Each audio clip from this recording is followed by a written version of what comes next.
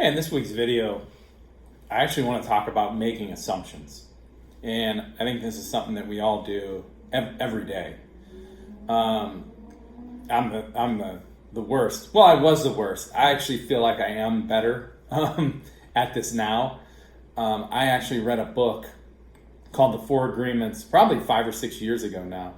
And the funny thing about this book was that it was recommended to me, and I think I kind of read it, but kind of didn't. Maybe read 20, 30 pages and kind of set it aside and forgot about it.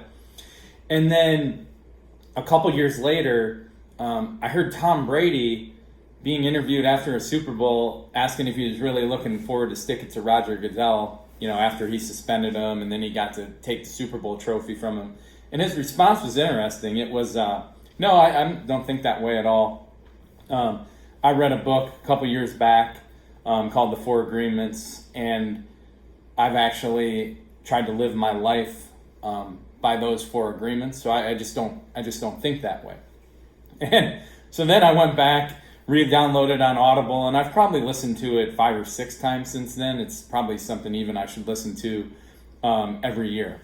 But the four agreements are: 1, be impeccable with your word; 2, don't take anything personally; 3, don't make assumptions; and 4, always do your best. Simple, but I think we could all agree, not easy to live your everyday life by. I remember telling my dad about those. He said, wow, don't take anything personally and don't make assumptions. Those are tough ones. And I said, yeah, they are. But I bring this up because managers, right, that I work with, whenever we have an issue with a rep, it comes back down to making bad assumptions. Okay? And I think this is an easy trap to fall into with strong individual contributors, right, that were really good at their job, that move into this management position. Right now, you're going to either take over your existing team you were on or take over another team as a part of the organization. And a lot of people just assume, people know what to do because you figured it out, you do it a certain way. And when you see things are getting done not the way that you think they should, then we get frustrated. And this happens all the time on calls. And I can think of a particular situation from a couple weeks ago where I just was asking him, hey, what's going on? Why are you so frustrated with him? Well, we got off a call. He wasn't asking questions. He didn't have proper next steps. God, he had no agenda, none of that.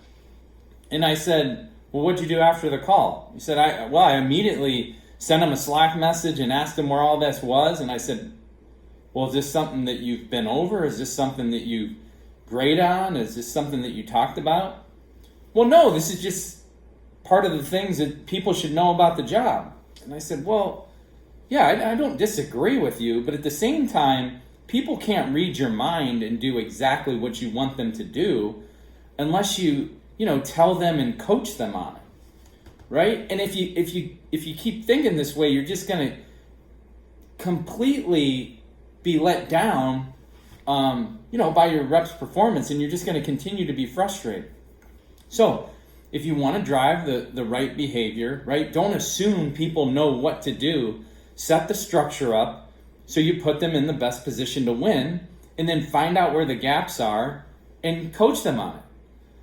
I'm telling you, stop making assumptions and take everything into your own control and drive the behavior that you want, and you're going to sleep better at night.